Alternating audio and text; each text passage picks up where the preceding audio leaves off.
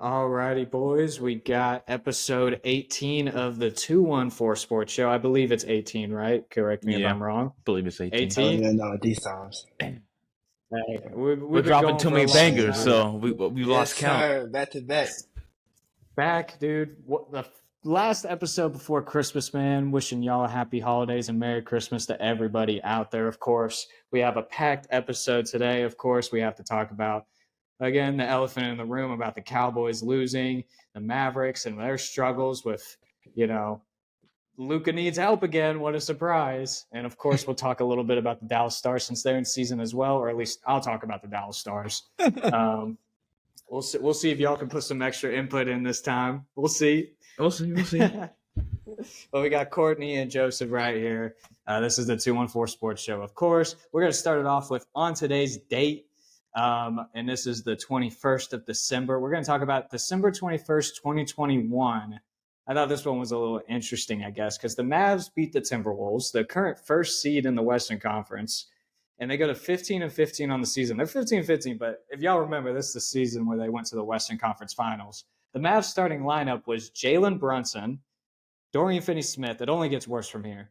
Dwight Powell, Frank Ntilikina, and Sterling Brown. Wow. Sterling Brown. In fact, Sterling Brown actually had a double-double this game, 13 points and 11 rebounds. Brunson was the leading scorer at 28. Finney-Smith had 19. That was really it for that game. But, I mean, pretty impressive to win a game with Sterling Brown in our starting lineup. Mm-hmm. Currently we have, all of our starters right now are definitely way better than him, and we still can't win. So I don't know what's going on right there. But that's going to lead us to our little trivia question. Well, actually, this trivia question isn't related to the on today's date. My fault. I got a question for this since it seems like we always lose to the Bills. What year was the last time the Cowboys beat the Buffalo Bills? Damn. I think I got that. It's been a decent time. I know exactly what it is. He knows exactly. Of course. It's a famous game. So it just had so many miscues. I think I know what game it was or what year it was. Could be off. It's either one. It's 1 or 2 years. 1 of 2 years. Well, we'll answer that later into the episode, obviously. Let's go into the Cowboys. But today, we're going to start up a new little segment that we haven't done yet. I want to start off with playing the Weddle, today's Weddle. I hope nobody of y'all have cheated yet because I haven't cheated. Let me share this screen real quick. If y'all don't know what Weddle is, it's basically like Wordle, but it's NFL players, obviously. Based, of course, so y'all see the screen? Eric Weddle, former NFL player. Eric Weddle. Yep. Y'all got it? Okay, so y'all see the screen, right? Yeah, I see it. All right, cool. All right, who's our first guest, y'all? We get no hints. First guest, Trayvon Diggs, Tony Pollard. We got to do a Cowboy. Yeah, let's go Cowboy. Let's go Michael Gallup. Let's get Michael Gallup. Gallup. All right. Let's see right here. Wide receiver. He's in the NFC. He's close to number 13. I want to guess Justin Jefferson right off. But I don't know. Is he shorter than 6'1"? Is he? I can't remember. JJ. Shit, he's like 6'2", isn't he? Or he might be 6'1". No, I think he's 18, right? He's 18. His number? Yeah. JJ is under 13. No, then it's not him. It's not him. Another NFC receiver. Young, another NFC receiver shorter than 6'1". Let's go Jahan Dotson. Dotson? Isn't he on the? Not bad. But no, NFC East though. So no. Oh no, you're right. Don't do that. Though. Yeah. That's what I was NFC. Let's do a NFC North receiver. Yeah. Let's do Watson, maybe. No, Christian Watson is. You can go Rasul Dobbs. I think he's shorter than 6'1". Romeo Dobbs. Yeah, Romeo Dobbs. That's what I meant. Yeah, Romeo Dobbs. I don't know if he's shorter than 6'1". I don't know if he. He's young. We can try it though. Let's go ahead. Oh, NFC North? Okay, NFC North though. NFC North wide receiver. Shorter than 6'1". He is older than 23. What's DJ Moore's number? Boy, I think it's DJ, lower than it's DJ, lower than DJ's 20. lower than 13. I think DJ were it's Yeah. one. it's DJ a were one. it's like 2 or 1. Yeah, he were 1 So and it's 2, gonna something like be that. is someone on the NFC if it's someone on North. the He shouldn't be Vikings. he shouldn't be any older than 27. Is it Jordan Amon Ra. Addison? Amon Ra. Amon Ra's a good Come on. yeah. It's Amon Ra's gotta a be. good one. Yo, Hey! that was That's a crazy. good one. That's a good one. That's crazy. That took us a long time. That's a good one. That's a good one. That's easy. All right. There we go. On to That's the a good next, start yes, to sir. the football talk. Because this is not going to be a fun talk. Not at all. All right, boy. so we got the Weddle, third guess. It's not bad. We could do Not better, bad. though. First we could time. do better next week. First time, So, I want to talk, of course. So the Cowboys lost to the Bills. I believe the final score was 31-10 at the end of the game. I don't even want to look at the stats. We all know what happened. It imploded. The Cowboys cowboyed. So I'm going to direct it to y'all. I want to ask y'all because, this is something that's funny in the media, of course. We were all praising Dak, saying he was the best quarterback in the league right now, and he has one slip-up game where you can argue that everybody messed up. That was a whole team effort loss, obviously. You can't blame it on one person. But, of course, people are still blaming it on Dak. I want to hear what y'all think. I mean, is this Dak's fault? Is this McCarthy's fault? What's going on? Why did we lose like that? Well, for me, I mean, you can't ever pin loss like this on one side. I mean, we can see how the offense struggled. They couldn't get anything going this entire game. Props to the Bills defense for that, even with AJ Espinoza gone in this game, and also Micah Hyde, I believe, who was out of this game for the entirety of the game. Actually, he didn't play at all. But this defense just got chopped up. If you pin this all on Dak, I mean, that's crazy. This defense got chopped up. We see this time and time again. This time of year with the Cowboys, where the defensive line just disappears. The front seven just can't play run D anymore. They get washed out when they go against these power run offenses, and that's not even the Bills' specialty. The Bills basically said that we're going to do this game plan specifically for y'all, and y'all can't stop it. And they just dominated the entire game with it. Bills, I mean, Josh Allen wasn't even a focal point in this offense for this whole game. You look at his stats, he was 715, 94 yards, 1 touchdown. We were expecting Josh Allen to throw for at least 250 against us, possibly 2 or 3 tutties, and he wasn't even a factor in this game hardly. So James Cook had himself a heck of a game. 179 yards on the ground. We could not stop him. 7.2 yards a carry on the ground. That's just brutal. That's wild. And I think you got to remember, it's not because I don't think this team is just. I saw some people say they were not mentally tough. I think it's that, one, they can let penalties get in the way. We had 5 penalties in the entirety of the game. That doesn't sound like a lot, but the majority of it came in the first half. That were like pretty significant penalties that kept drives going. But also, I don't think it's about mental toughness. I think it's just that they don't match up well against power run offense. And that's why you see the 49ers dominate the way they do against us. It's our weakness. I don't think it's a mental toughness thing. It's just that we are a little bit undersized, I think, on the defensive line. And sometimes Osa Digizua, I love him to death, but he's a little bit undersized in some ways of the game. And pass rushing, it goes to his advantage. But, Jonathan Hankins' absence was very significant in this game. You could see it through all 4 quarters. And so Mozzie Smith, another rough one. This run D is it's been our Achilles heel for the past 3 years. So I'll leave it at that, and Courtney can go. I mean, dude, he pretty much took on man. That's a real real take right there, man. But I mean, I was going to talk about Mozzie Smith first. I mean, first round pick, we need more from Mozzie Smith if you want to even get anywhere. I mean, the 12 missed tackles from the Cowboys defense versus the Bills, to our 6 that the Bills had 6 missed tackles. You can't have that in a game. I think even Pro Football Focus has us at 17 missed tackles, like analytics wise, which is our most since 2013. So I mean, just that this team, like Joe said, they're built for speed. They're not built for power. The defense really can't get physical when they need to. In games like this where they need to get physical. Not even James Cook had 179, but Ty Johnson, the backup, had 54 yards like it was nothing. Like literally, like Just came out. I Oh my mean, gosh. More than barely gets any Pollard. touches. More than Tony Pollard. Our back that Mm-hmm. we franchise tagged. So I mean, like we said, I've been hinting at this for a couple of weeks. It's time to have that conversation about Tony Pollard. I mean, this game was a cold weather game, nasty game. It was raining. They're playing with wet balls. This is a game that's supposed to be gritty, supposed to be tough, supposed to run a lot, and it didn't look like they could really count on Tony Pollard when they need to. I don't think they gave him the ball enough. I think that's something that Mike McCarthy needs to look at a little bit more. But I mean, Tony Pollard didn't have a bad game by any means, but I feel like he should have had a better game, especially when Dak was reeling the way that Dak was.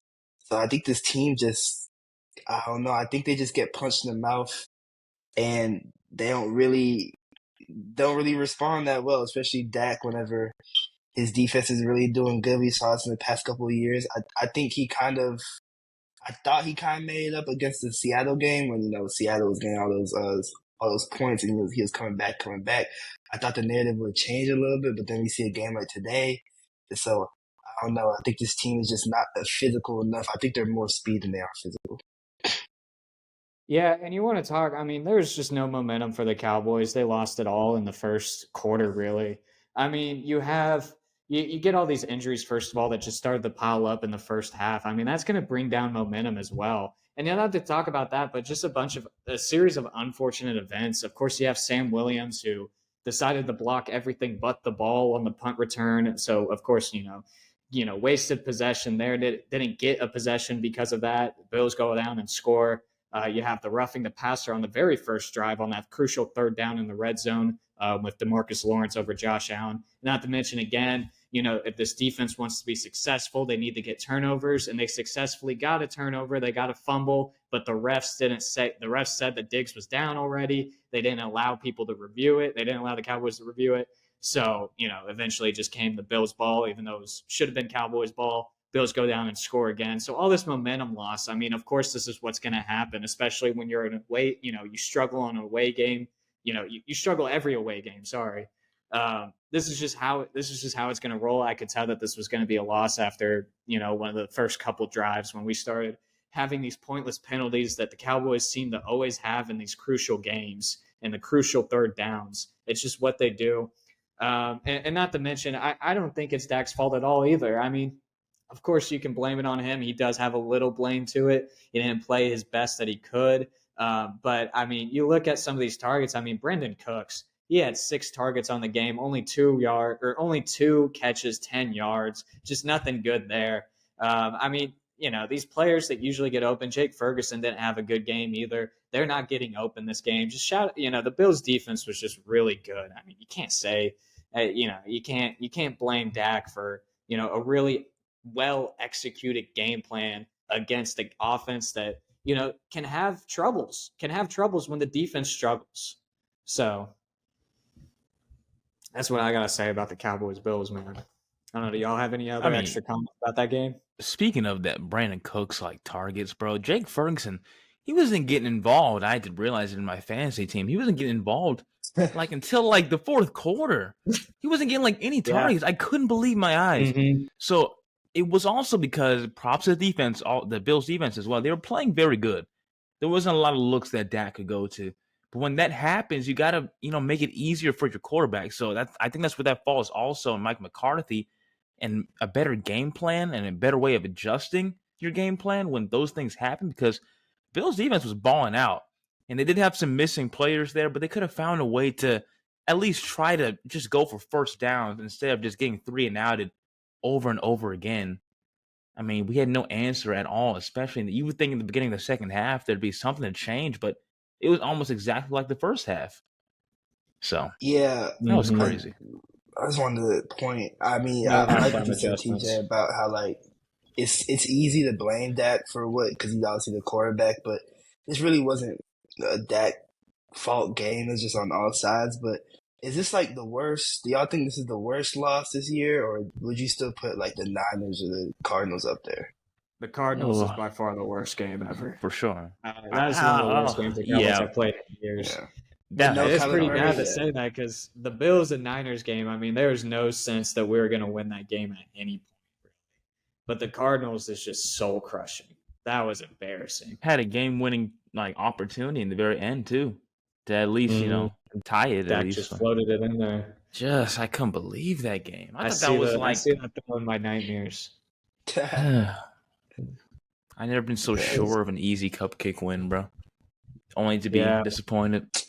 Well, do It y'all was think talking that greasy. McCarthy could be on the hot seat this year? If this is another 12-5 season, losing the divisional round. I mean, you look at it, 12-5 divisional round loss isn't a bad season to many teams, but the Cowboys, man, that's 3 years in a row now that we're doing that. So, I mean, what do y'all think? Fortunately for Mr. I don't want to look McCarthy, too far ahead, to be honest, but it's looking like 12-5, maybe worse.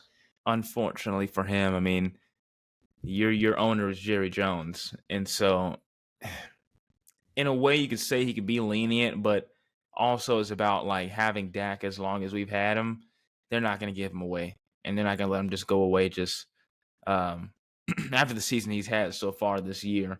And so he's going to always find a fall guy, and for that reason, I think Mike McCarthy would be out if we somehow didn't make it past the divisional. As sad as I would hate that. I mean, because I like the guy, but man, if we don't get past the divisional round with this squad, I don't know. Jerry Jones loves to have the people to blame, man. Yeah, there's always to point the finger.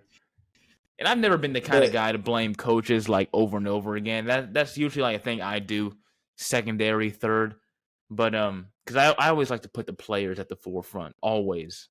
I don't think it's fair to put the coaches there, because at the end of the day, they're not playing, man. It's always the guys out there. Now, a game plan can cost a team, but there's some losses I've seen the Cowboys just lose because of just dumb play on the field, not because of the coaches. So, no, I completely agree with that. With the leash that he had on that Garrett had for all those years when he still been fired years ago. That's a good point. That's a real good point. I wouldn't be shocked if Mike McCarthy, even if they have a 12-5 season, they give him one more chance. But I mean, Jerry's getting older. I feel like he's getting a little bit more and more impatient. So at the same time, I don't know. It's 50-50 for me. It's kind of crazy to think this is his fourth season, because that first season was such a wash with the COVID year. But that's crazy to think that he's already been here for 4 years. And so if you don't get past the divisional round, oof. Still have not gotten past the divisional round since 1996. All right. That's crazy. 1995. 1996 technically, but yeah. It's crazy. That's a nasty stat, man. It's a disgusting stat.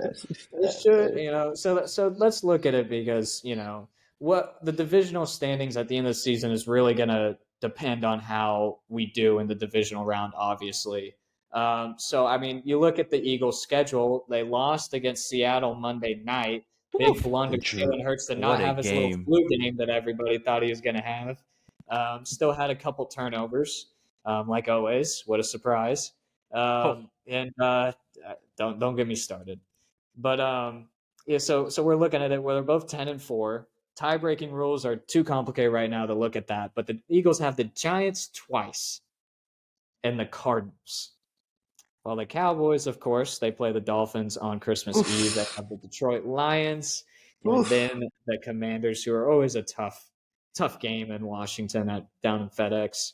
So, I mean, you're looking at 3 tough games for the Cowboys and 3 games for the Eagles that are you got to prove to the league that you're still a Super Bowl contender, because obviously they've been sliding really badly these last 3 weeks.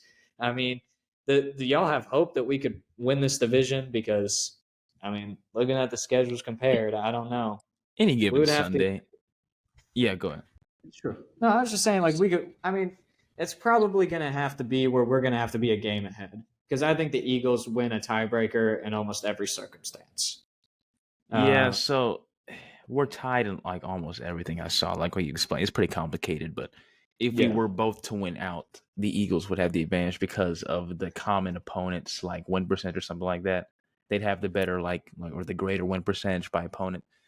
But looking at the opponents, man, I don't know what we're going to do in this Dolphins game. I'll be honest. I really don't know. The Dolphins game is completely unpredictable. They attacked literally every single one of our weaknesses.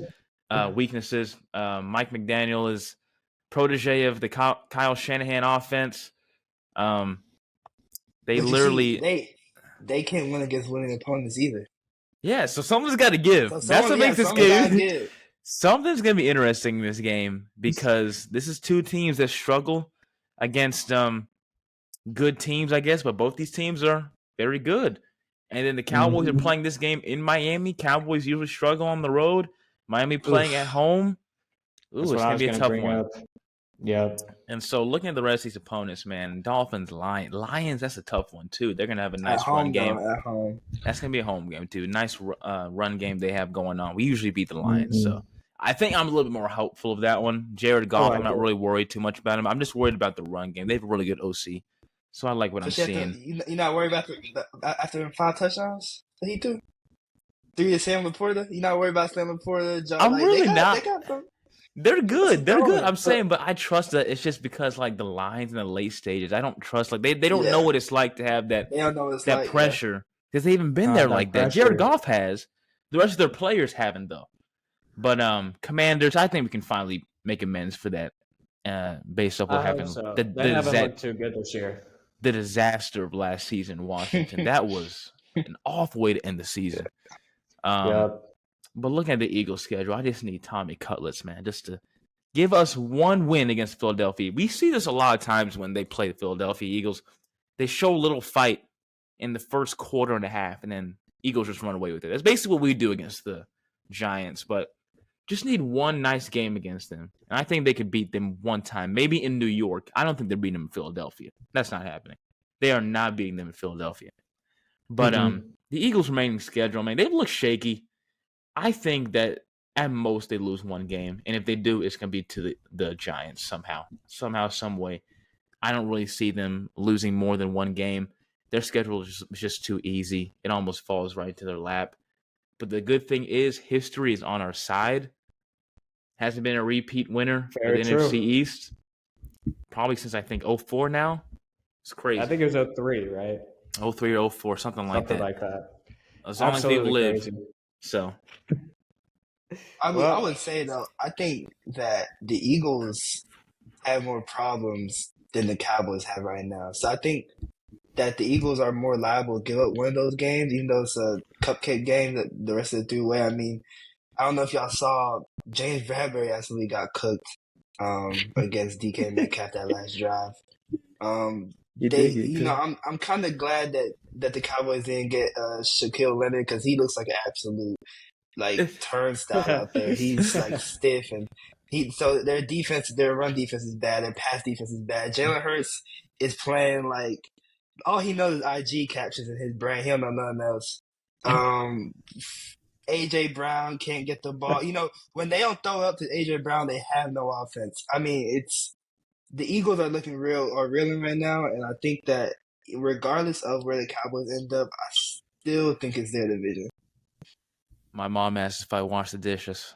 I turned around, I hugged her, and I said, Shaquille Leonard. She knew there was.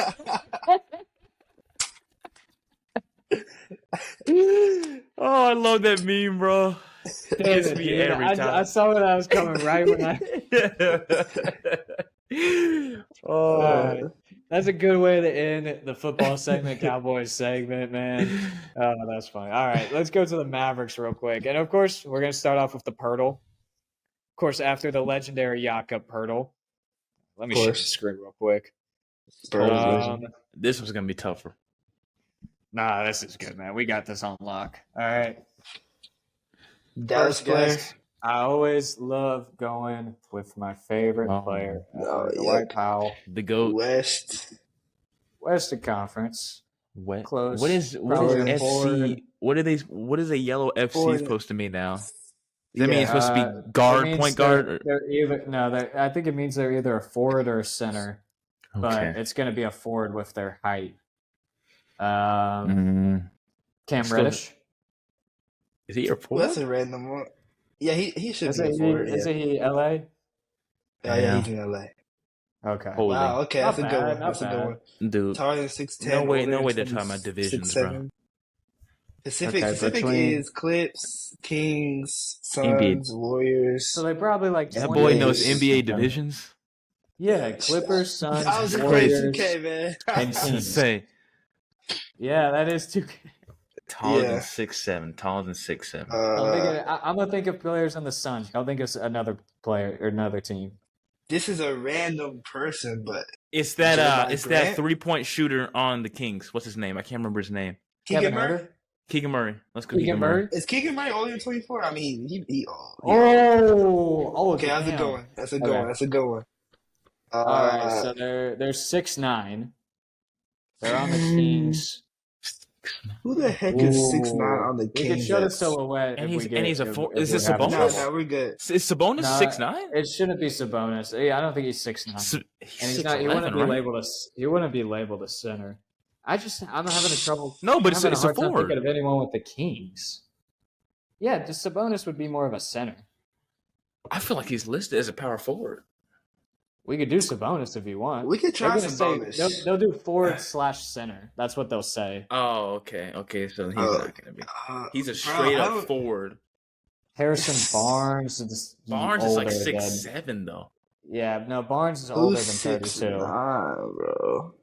6'9". I don't know the Kings Dude, rotation. I don't know the would've- Kings like that. Because I know there's Kevin Herter, Is Trey there's Lyles Malik still on their Monk. team? Kevin Herter would be a good one.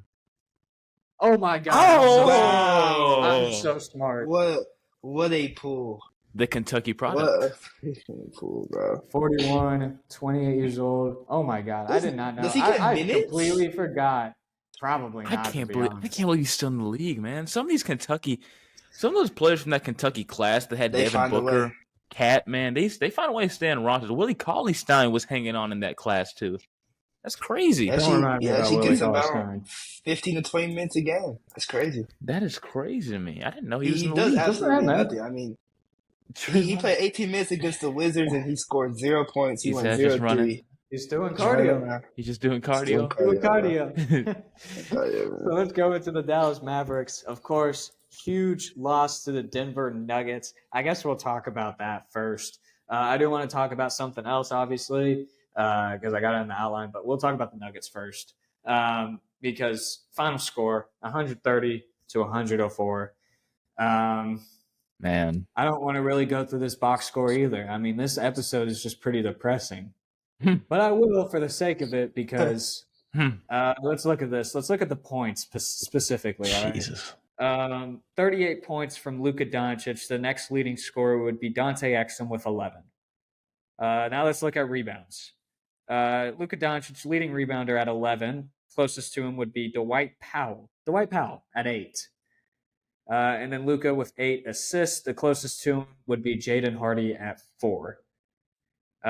The Mavericks also went 9 for 19 from the free throw line. They shot 34% from three, which isn't too bad, but they allowed the Nuggets to shoot 54% from three. They also had 11 turnovers, which isn't too bad. But I mean, I think the main point we want to make here is that the points. Hold That on, is before we really keep going, concerning. can I just say that this exact game, the Nikola Jokic, a 2-time MVP winner, they won by like almost 30. Yeah. And he put up 8, 9, and 7. Only 8 Embarrassing, points. Embarrassing. And they won by almost 30. They got a supporting squad that actually could back people up. I mean, of course, we could talk about the injuries, but I mean, with this, I mean, I'm looking at this rotation right now, and it's not too bad, really. I mean, you can expect. I want to see, of course, Grant Williams. I need Tim Hardaway, of course, to just not be the streaky shooter that he is, but he will be. I mean, Jaden Hardy needs to step up. Hardy hasn't been too good this season. I mean, it's always bad when Dwight Powell's starting for you, but Derrick Jones Jr. not doing much this game. Dante Exum didn't do what he's been doing recently. I mean, it's just a horrible effort overall by everybody not named Luka Doncic, who's been just killing it for Father Time. My goodness. Headband Luka. But I mean, Yes, look, sir. I was praising Grant Williams. Crazy to start this season, man. But He I don't know was. what's happened this past month and a half. This He's looking man like is taking Smith out there. a downward tumble, bro. I don't know what it is. It's like you see like this box score right here. Of course, we're talking about Luka going crazy, but Grant Williams, man, he was starting off hot. He was supposed to be one of our best signings coming in from the Celtics, and he doesn't get much playing time back then. Even these past 2 years, but he's supposed to get more playing time going on this season. And he was doing good the first month. I don't know what happened. He was killing it from three. He didn't take as many this game, but Derrick Jones, I didn't expect him to go in that crazy pace for a long time. It's Derrick Jones Jr. He's known for his high flying, not necessarily known for his shot making ability. I didn't expect him to keep on that pace. Grant Williams, I expected him to have at least 10, 12 points pretty much every game. Almost. I just don't know what happened. Just this team is just so inconsistent. The defense is just absolutely porous. You can't counter anybody in the low post, it seems like. On the perimeter, it's just not much better. Nikola Jokic had 8 points, man. The MVP had 8 points, and he still lost by 26. That's crazy.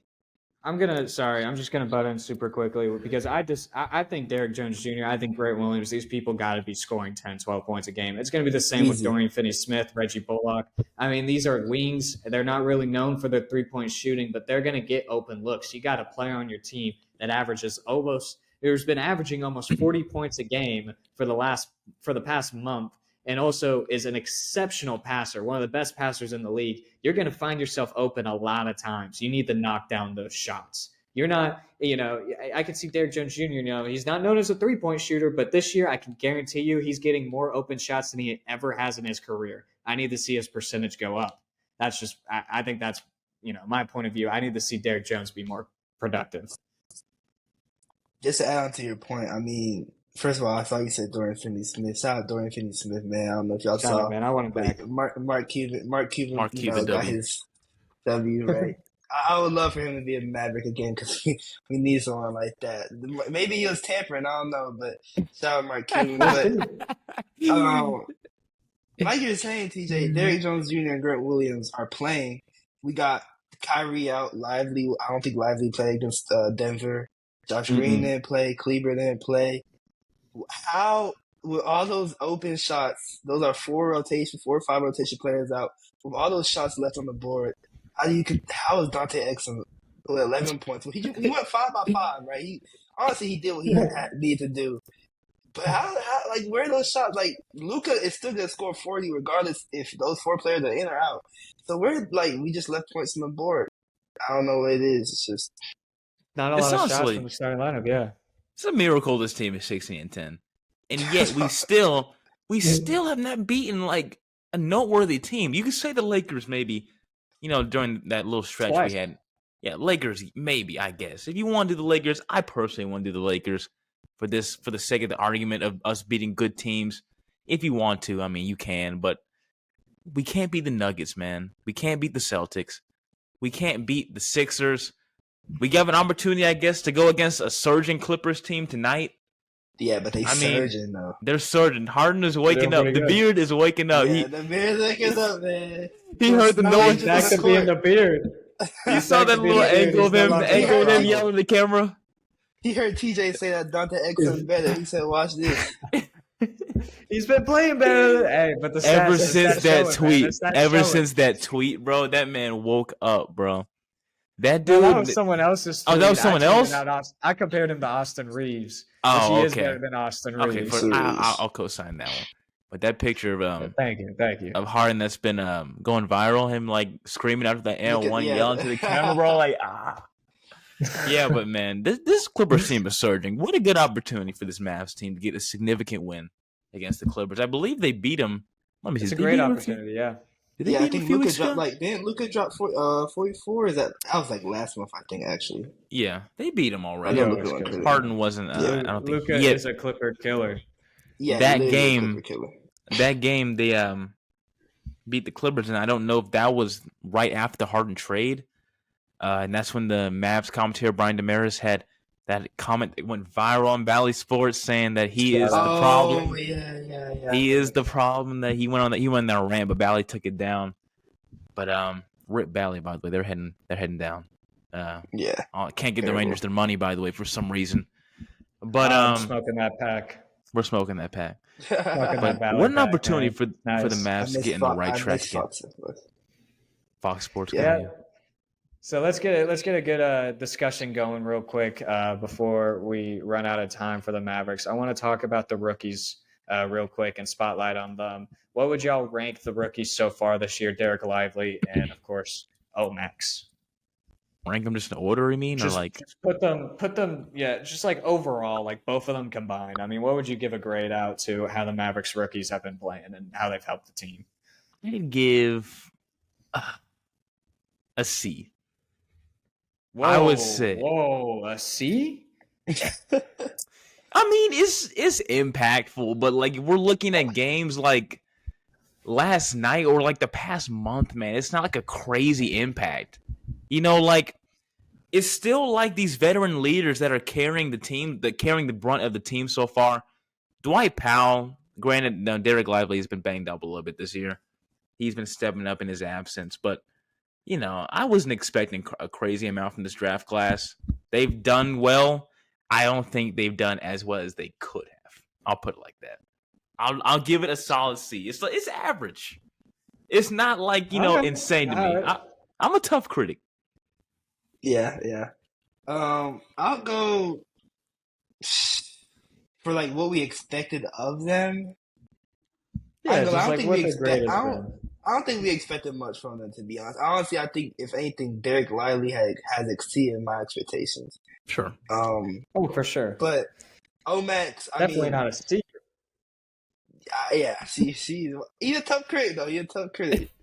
I guess so. Hey, my fault. I'm gonna go B minus. I'm gonna go like, bro. Okay, you know what? I might upgrade to B minus then. If okay, all right. I could. B minus. That ain't bad then. The team's just making me mad, so I can't really like process it because the team is just making me mad. But Max is playing. You know, we drafted him for defense. I think he's doing his job. The defense is abysmal, but he's doing decent. But Derek Lively, obviously, like we said, is a center that we could hopefully in the future. I could see a potential in Derek Lively. Obviously, it's just a bad situation with those rotations that we are currently seeing from Jason Kidd. But when Derek Lively and Luka, get going, they get going. So, but I say B minus just because like the team ain't really doing that good. So it's like I don't really know how to really. Maybe it's too early to grade. Third in the West. It might. They are still third in the West. So that's true. I need to smell my flowers. That's true. Yeah, smell the flowers while they're 16 and 10, I guess. Yeah, before they go 42 and 40. You know, maybe I'm not as critical as y'all with this. I thought Derek Lively has been a huge help. I'm gonna give it a B plus. I'm gonna go B plus. I would give it an A with Derek Lively, but the problem with Derek Lively is that he's had problems with staying healthy, first of all, and second of all, staying out of foul trouble. He has a lot of games where he gets into foul trouble really early and cannot be a good factor for the game. But I mean, looking at the stat right here, I mean, if you look at what Luka and Lively are doing together, it's incredible. Yeah. They're plus 7. There's plus 7.5 points per 100 possessions with them on the floor together. When Luka plays without Derek Lively, they're minus 5.3, which, I know that's kind of an advanced stat. I'm not entirely sure what that means, but it means something good. And I mean, the plus minus, obviously, I know that, but per 100 possessions, I don't know how they weigh that, to be honest. But that's a stat, and it's positive stat for Derek Lively there. Been a huge help. Opens up the floor it's so helpful to have him instead of Dwight Powell in the paint because it opens up the floor. People know that he can be a threat inside. People aren't scared of Dwight Powell. People can get scared of Derek Lively. I mean, he outperformed Victor Wembanyama in the first game of the season. He's a good player. He can dominate in the paint when he wants to. He's able to bring that switch. Once he gets that lob, it brings momentum. He's been a great lob threat from Kyrie and Luka. Hopefully Kyrie can come back soon. I'm losing it watching Luka be the only player out there that knows how to dribble the ball.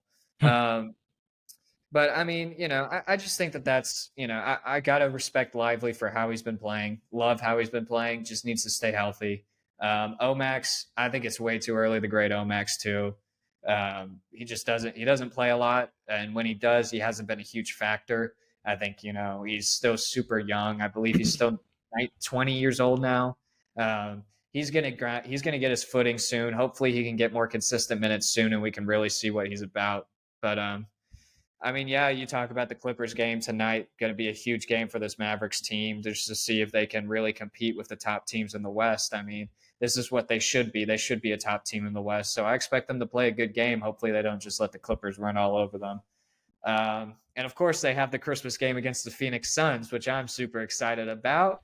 That should be a great game. Hope it will totally not ruin Christmas. Totally not ruin Christmas. Is it in Phoenix or is it in Dallas? It's in Phoenix. Of but course. To a point, though, the Mavericks have played better on the road this year. Which is hilarious, honestly. That would have sounded crazy like a few years ago. And it doesn't look good right now because of the blowouts of the Nuggets, but they've been playing pretty good. The 2 road games that they've had against the Nuggets have been really bad. The other road games haven't been that bad at all. So we're going to switch up real quick, go into the Dallas Stars real quick. Good old Dallas Stars. I will be at the game on December 21st against the Vancouver Canucks, who have been a surprisingly really, really, really good team, the Vancouver Canucks, out of anybody. They made some good sneaky moves in the offseason. But the Stars, man, the Stars, good win against the Kraken. I want to talk really just about Rupe Hintz real quick. I just want to give Rupe Hintz my flowers. Pause. That was kind of weird. What? I gotta give him. Pausing for flowers? What does our society come to? I gotta give him my applause. I can see where you say some crazy stuff, okay? And you won't even say pause, dude. I don't want to hear it from you. You said this dude Courtney said wet balls in the beginning. Nobody checked him, bro. Nobody said anything to him. My fault. So, anyways, I just want to give him congratulations real quick. You know, he's been. I think it's time that we put him in as a top 5 player, top 10 player in the league for the NHL. What a sneaky good player. Yeah, thank you, Courtney. I love the backup. Jason Robertson, of course, somebody who's synonymous with the Dallas Stars. They always want to put Jason Robertson as the poster boy for the Dallas Stars. He gets the most goals, but he's not really the flashy player like Hintz is, man. Hintz is just so freaking quick. And honestly, Hintz has played better than Robertson this year. I got these stats right here. He's racked up 4. Okay, so he helped 4 helpers, so 4 assists over 4 games since he returned from his illness, which was whenever we played the Vegas Knights last week, and we were down 6-1. He didn't play that game. He came back the game afterwards. So now Rupe Hintz is just shy of a point per game pace while filling a top line role with Pavelski and Jason Robertson. Of course, he has 10 goals, 16 assists, 65 shots on net, and an even plus-minus rating through 28 contests. So, I mean, he's earned 2 of his points while shorthanded and another 9 on the power play. Of course, he's been a super, super dangerous player on the power play for years. Not to mention, though, he's also a really sneaky player on the penalty kill when we're shorthanded. He's able to go out there and get some good breakaway chances for the Stars. He's also not a bad defender for a forward/center player. So, I mean, I just, I think it's hard to be a Dallas Stars player and get your, get your respect. There's kind of stigma in the NHL with Southern teams. People don't really like to respect the Southern teams. The league don't really like to respect the Southern teams. So Rupe Hintz, man, he doesn't get really a lot of the credit that he deserves, but he's really that good of a player. He's an even better skater. He's so accurate with his shots. I mean, I love this guy. He's way better, and he's our best player in the Central Division. I would say even over Nathan McKinnon at this point. I know that might be a little controversial, but that's what I'm gonna say. But that's gonna be it for the Dallas Stars talk. What's up? Were you expecting the Stars to be ahead of the Avs thus far in the season? Not really. I don't know. Crazy. I mean, I don't know. I just don't ever know what to expect with the Stars because they've had a really talented roster for years, just like the Cowboys, and you just never know what they're gonna do with it. You just never know if it's gonna be ruined. I mean, the Stars have struggled a little bit this year too. I guess the Avalanche have done really bad. I haven't been keeping up with them too much. But, I mean, you're looking at Jake Ottinger, who's hurt for who knows how long now, and he's been really struggling recently. And, Wedgwood got a little banged up against the Kraken on Monday. We'll see if he can, play. I mean, it's just, they're going to have their problems. They're going to have their times during the season where they're not going to look good. But overall, this team has the talent to be really good. They just got to show it. So, anyways, I concur. I get what he said. Thank you. It's always fun, man. Maybe one day we can. Dallas Hopefully, when the Stars. Stars get in the playoffs, we'll have some talking That's when points. I'm completely locked in. Completely like that. Playoff hockey, You man. can't- Gotta you love I'll it. can't- even go to a game. That's how locked y'all in say I I'm. wish that'd be crazy. Would y'all say NHL playoffs, Stanley Cup playoffs, most electrifying? It's up there. Most electrifying playoffs. It's up there. It's top 2. I don't know. I don't I know. think it's up there. People who don't watch it don't understand. What'd you put as one first though? Electrifying So- playoff. I mean, it sounds crazy, but I would say baseball. But I mean, nobody's agreeing with that. Nobody's agreeing with me when I say I that. don't know. like, okay. I So would say I like, got a lot more nervous with the Stars in the playoffs than the Rangers. I 'Cause understand. it's definitely like yeah. the overtime rules in playoffs where it comes to Yeah. where it's just 5-on-5 and whoever Yeah. scores first. I mean, that gets like that really- wild OT loss, gets bro, in the intense. first few games was heartbreaking. We Yeah, had and like a then you billion talk about- opportunities. Well, we went into double overtime with the Kraken in game 1. Yeah. In the semifinals, and then eventually lost that game. But I mean, you talk about some intense games, man. Tense. Mm. I can see where that coming from. I mean, I really only started paying attention to the Stars, when they started making these runs, like since COVID with you. And in the playoffs, right? Like, I'm not watching the regular season games, but I'm hyped. And like, what I'm saying, at the time, I only knew Orange and like some other couple of players. So I'm hyped during the playoffs, but I'm also thinking about this past Rangers run. The Garcia play. It was like, electrifying. you just think about that. And even basketball, even though I guess the last classic moment the Mavs had in the playoffs when we smacked the Suns. But I mean, even back to the Luka game winner, again, that was during COVID. I don't know. My most electrifying playoff moment for me is watching the Game 7 2016 finals. So for me, it's basketball. man. I ain't gonna lie. I don't see know. that. I To see me, that. basketball doesn't have that same playoff electricity. Recently, It's hard to get- it's hard to get Recently, into- recently, because the Recently, home I agree. the Yeah. home teams ain't like they used to be. The crowds, Yeah. But I the crowds agree. in hockey, Man, the are, Oracle, I'll tell you, bro. Going Game 7 to the Kraken Stars last year in the semifinals, man. That was crazy. Best atmosphere I've ever seen, Yeah, the other than crowd- Texas, Alabama.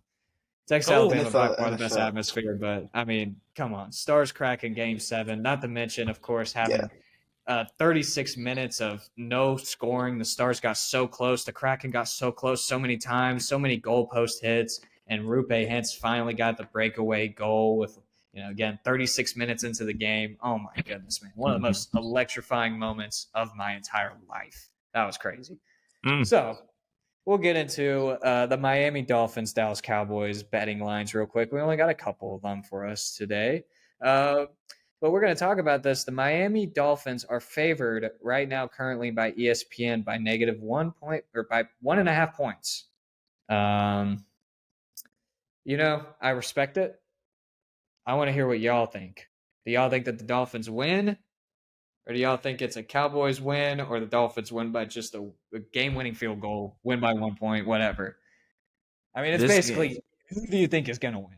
This game is such a wild card, man. Like, people are sleeping on this Miami defense. First of all, they've been balling out this past month, man. I believe they've now entered top 5 range in terms of defensive yards allowed. But Miami 1.5. I mean, this is such a tough bet to put for a spread. I think Dallas can win this game by say 2 or 3 points. So I'm not taking that Miami 1.5. And this is in Miami, right? Yes. Which is not a Ooh. crazy home field advantage, by the way. Yeah, it's not. Unless It's not. But yeah, it's Cowboys December, fans are pulling right up crazy at this. for It's sure. Miami, man. I ain't gonna lie, I think the Dolphins putting up 30. I think they putting up 30, Ooh. bro. Like, I think they're gonna drop 30. They got a track team down there, obviously, like we all know. And I mean that Dallas defense is reeling. Man, like you said, Tyreek is coming. Tua's gonna at least throw, pause. Tyreek is gonna at least throw. Tua's gonna at least throw 1 interception. I think, like y'all said. I think it's gonna be a high scoring game. I'm gonna go. I think they both scoring 30. I'm gonna go high scoring there.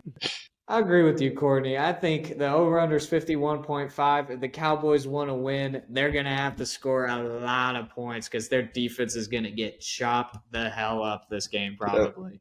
That's my prediction. So the Cowboys want to win, they're going to have to match with the Dolphins offense. It's going to be an over for me. Next one, we're going to go into Dak Prescott, 292.5 yards for this game. I believe he threw 134 yards against Buffalo last week. Do y'all think it's going to be over or under this game? I'm going under again for Dak. I like my quarterback, but I'm just not liking him against this Dolphins secondary. I don't think they're going to be throwing at will like a lot of people think they are. I think we win this game with balance, and so I think it's going to have to be a good run game by Pollard and Dowdle, and Dak's going to have to throw for probably, I think, 225 to 275. So I think it's going to be under.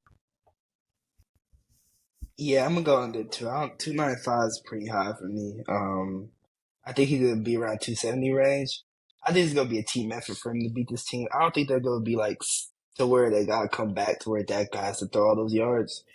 So I'm gonna go around like 270 to 275 ish. 292 is a really high number. They've been going up and up and up every single week. It went a little down. It was over 300 to begin last week. I mean, I'll go disagree with y'all just for the fun of it. I'll go over. I think I disagree with Joe all three times. Yeah, he did. But I mean, I'm gonna go over. I think this is gonna be a shootout. I want to say over on the 51.5 points. I'm gonna go ahead and follow through with that. I think Dak's gonna have a game where he's gonna. He needs to get back. He needs his get back moment. If this is his MVP year, he can't have that bad week to slow him down. He's got to keep going. He's got to keep chugging. Brock Purdy ain't going to take a day off. Yeah. So we gotta get Dak Prescott. Christian McCaffrey ain't going to take a day off. So Dak, I'm gonna go over for him. Alrighty. So I think we've gotten everything off of the outline except for the answer to trivia. I asked y'all what year was the last time Dallas Cowboys have ever beat the Buffalo Bills, and your answers are. This is the game that Tony Romo was in Buffalo. I believe he had like 5 picks. This is a Bill Parcells coach team. The year was 2007. Cowboys win by a field goal. Game-winning field goal. I think it was 07. That's a crazy pool. I honestly don't even know. Like, I don't even know how was the game. I ain't gonna lie. Dang.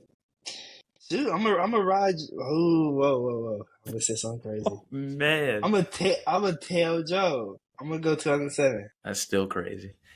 2007. Okay. I believe it was 07. Well, if I'm wrong, I'm a year off. I'm gonna 07. Well, I'm afraid y'all are both wrong. Damn, I'm joking. It was the Super Bowl in 1990. I'm joking. It was in 1994. It was 2011. 2015? When we beat them 40-7 in Cowboys Stadium. I do not remember this game. You don't remember it? Well, absolutely don't remember. Can you tell us some stats? Tony Romo did pretty good. Here are the stats right here. So Tony Romo went for 23 completions, had 270 yards, 3 touchdowns. We also had, these names. DeMarco Murray had 20 rushing attempts, 135 yards, 6.75 yard average, 1 touchdown. You also had Des Bryant with 74 yards, a touchdown there. 2 touchdowns from Laurent Robinson.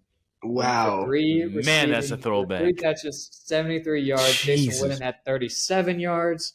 DeMarco Murray, 36. Jesse Holiday, 25. Jesse Hawley, sorry. Not Holiday. I wasn't reading that right. I actually don't remember Jesse Hawley. I'm not going to lie. He's actually, I believe he's on, he does Cowboys media now, Jesse Hawley. Really? Yeah. Look at that. He's on the Dallas Cowboys network, I believe. And of course, not to mention Dan Bailey went 3 for 3 on his field goals. 1 from 40. What was it? Sorry, I need to see this again.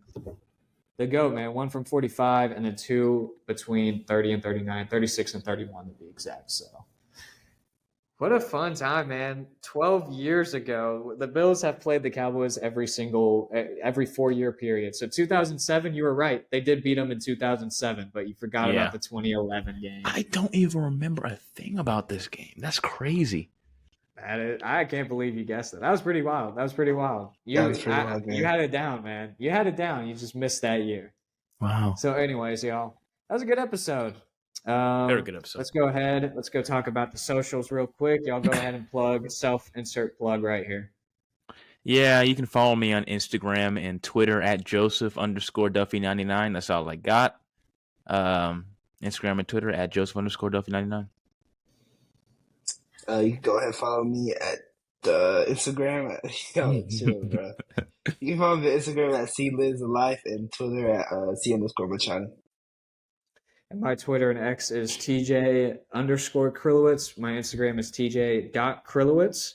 And again, you can also follow the 214 Sports Show on Instagram, Twitter/X. I'm so sick and tired of saying Twitter/X. Can I just say Twitter?